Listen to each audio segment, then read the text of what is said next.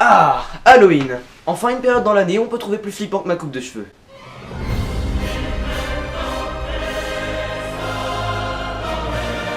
Saviez-vous qu'à l'origine, la fête de Halloween, avant d'être la Toussaint chez les catholiques et donc la fête des morts, bon en fait c'est pas complètement ça, mais normalement c'est la fête de tous les saints, mais les saints pour devenir saints ils sont bien morts quelque part, donc bon vous avez compris, était en réalité le nouvel an celte, appelé Samhain. Cette fête signifiait la réunion de toute la société sous l'autorité des druides, et on y organisait des banquets. En soi, c'était un peu comme la fin d'un album d'Astérix. Avec la romanisation puis la christianisation de l'Europe, seules quelques minorités continuèrent à pratiquer ces rites, où on y vénérait l'équivalent gaulois de Dionysos, le dieu cornu du vin, des plaisirs et de bien d'autres péchés. Et comment appelait l'église catholique des personnes qui vénéraient un tel dieu? C'est bien ça, des sorciers. Ainsi, en Occident, la nuit du 31 octobre est devenue synonyme du mal, de démons et d'autres monstres pas très fréquentables. Tout cela est bien beau, mais vous le trouverez sûrement sur la moitié des vidéos spéciales Halloween du web. Alors, nous, pour ce hors-série numéro 2 de la culture de l'extrême, nous avons décidé de vous être aujourd'hui vraiment utiles. C'est pour ça qu'aujourd'hui, nous allons passer en revue toutes les menaces que vous allez pouvoir rencontrer ce soir et vous apprendre à réagir en conséquence. Tcha, coup de coude! Et ça commence tout de suite avec les sorcières, après le générique.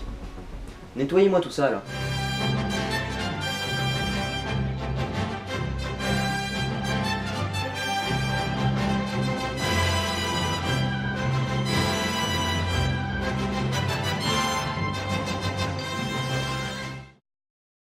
Comme dit auparavant, les sorcières tiennent leurs origines de vieilles traditions celtiques. Mais l'avantage c'est que ce sont plus ou moins de simples humains avec quelques pouvoirs en plus. Du coup, la plupart des choses qui peuvent vous tuer, sauf peut-être le poison, peuvent aussi les tuer.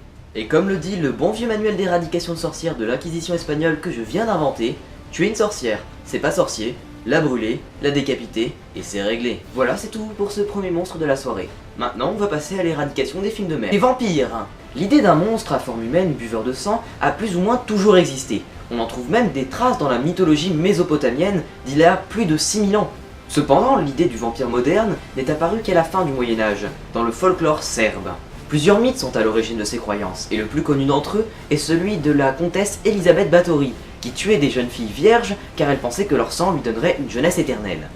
Moi je dis c'est un bon plan ça. Et Dracula dans tout cela? Eh bien le prince Vlad Tepes III, qui régna sur la Valachie à plusieurs reprises entre 1448 et 1476, avait en effet acquis une réputation de monstre brutal sanguinaire, grâce à la propagande de ses rivaux. Mais il n'est devenu un vampire dans l'imaginaire collectif que en 1897, date de la sortie du célébrissime roman de Bram Stoker, Dracula, roman qui est d'ailleurs considéré comme la référence du vampirisme moderne. Mais ce qui nous intéresse aujourd'hui, c'est comment se débarrasser d'une de ces saloperies. Eh bien, étant donné qu'ils volent à une force surhumaine, peut se transformer en chauve-souris, vous risquez d'avoir un peu de mal. Le conseil de la rédaction, enfermez-le dans un endroit dont il ne pourra pas s'échapper, puis exposez-le à la lumière du jour ou à une quelconque source puissante d'ultraviolet. Cela devrait avoir l'effet de complètement le carboniser. Après, il y a toujours l'option classique de lui planter un pieu dans le cœur puis de le décapiter. Mais bon, si vous voulez mon avis, mauvaise idée. Pareil pour tout ce qui est ail, crucifix ou eau bénite. Je ne m'y essaierai pas. C'est tout pour le vampire, mais on va rester dans le thème en parlant du lycanthrope, ou loup-garou. Ah, t'es de retour toi. Ouais. Bon bah, je continue la vidéo. Souvent associé au vampire, d'ailleurs considéré comme son principal antagoniste puisqu'il chasse les mêmes proies, le loup-garou est une croyance bien plus récente que son rival, dont les origines remonteraient au loup mangeur d'hommes de l'Antiquité. Ensuite, les légendes ont été alimentées par les actes de tueurs en série, les morts inexpliquées, et certains mythes. Encore une fois, il y a beaucoup de choses à dire, mais aujourd'hui c'est pas ça qui nous intéresse. Du coup, on va directement passer aux caractéristiques de l'animal. Donc, le loup-garou est un homme qui a été maudit ou mordu par un autre loup-garou, et qui se transforme en une bête entre l'homme et le loup à minuit, les soirs de pleine lune. La différence avec le vampire, c'est que le loup-garou ne se contrôle pas, il agit tel un animal à l'instinct, et donc ses mouvements seront plus faciles à prévoir, et il sera donc plus facile à éliminer. Et pour cela, on entend souvent parler de la balle en argent. En fait, c'est plus simple que ça. Tout objet en argent peut être utilisé pour se débarrasser d'un loup-garou, même la vieille cuillère que vous a léguée votre arrière-arrière-grand-mère. Par contre, il vous est conseillé de bénir votre arme avant dans une église dédiée à Saint-Hubert. Siri, trouve-moi l'église dédiée à Saint-Hubert la plus proche. Va bien te faire foutre, connard! Ah, la technologie de nos jours. Cependant, par compassion pour le pauvre gars qui est à l'intérieur du monstre, nous vous conseillons plutôt d'essayer de le capturer que de le tuer. Voilà. Maintenant, on va quitter le folklore européen pour nous intéresser à une créature bien plus récente que vous connaissez bien. Le zombie. Vous ne vous en êtes peut-être pas rendu compte, mais les zombies c'est quelque chose qu'on apprécie plutôt chez Triangle Productions. Merci Max Brook. Donc on admet deux types de zombies. Les zombies classiques, qui sont issus de la mythologie vaudou, qui ne sont tout simplement que des morts réanimés par une sorte de magie qui errent dans le simple but de tuer, et les zombies modernes, aussi appelés infectés, que l'on peut retrouver dans les films World War Z, 28 jours plus tard, et dans la série The Walking Dead. World War Z, le livre ou le film?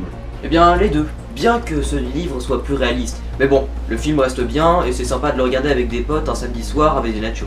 Mon dieu, mais où sont passées mes lunettes? Viva la révolution! Reviens ici toi. Wow.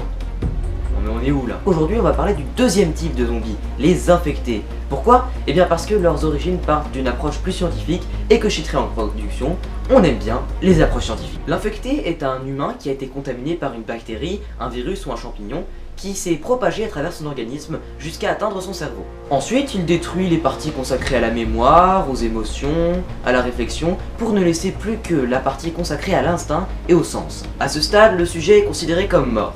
Le cœur s'arrête, le corps entre en décomposition. Mais alors, comment la maladie fait-elle pour continuer à contrôler le corps? Eh bien c'est simple, elle ne le fait pas. Pourquoi? Parce que les zombies ça n'existe pas. Mais, si elle le faisait, cela pourrait se faire en altérant les cellules de l'organisme pour les rendre par exemple photosensibles, ce qui les rendrait indépendantes d'un quelconque système sanguin. Toujours est-il que le but de ce nouvel organisme va être de se propager. Et pour cela, quoi de mieux que les fluides corporels? Ça explique pourquoi est-ce que le zombie va essayer de vous mordre pour vous manger. Donc pour tuer un zombie, vous allez devoir tuer la maladie qui est en lui. Et pour cela, il va vous falloir détruire la base de son cerveau. Comment? Eh bien tout ce qui tire, qui pique ou qui coupe est utilisable. Cependant, il est déconseillé d'utiliser le feu car les zombies ne ressentant pas la douleur vont continuer à essayer de vous manger. Du coup, non seulement vous risquez de vous faire dévorer, mais en plus vous risquez de partir en feu. Ah, ça me rappelle ma jeunesse. Ok, sinon évitez les armes à feu. Certes, vous allez tuer les zombies, mais la détonation de votre arme va alerter tous les zombies à des kilomètres à la ronde. Et ça, c'est pas génial. Pour résumer, pour tuer un zombie, il faut être silencieux et viser la tête. Mais sinon, vous n'êtes pas obligé de le tuer, il vous suffit simplement de l'immobiliser. Car comme le dit ce capitaine de l'armée américaine... Rappelez-vous, la cervelle c'est nickel, les rotules c'est pas nul. Allez, c'est parti, extraction! Voilà, nous arrivons au terme de cette vidéo, mais malgré tous ces conseils, vous n'êtes pas encore prêts. En effet, il existe un danger dehors, bien plus dangereux que les sorcières, les vampires, les loups-garous, les zombies. Ce soir, vous risquez d'être confrontés à des enfants.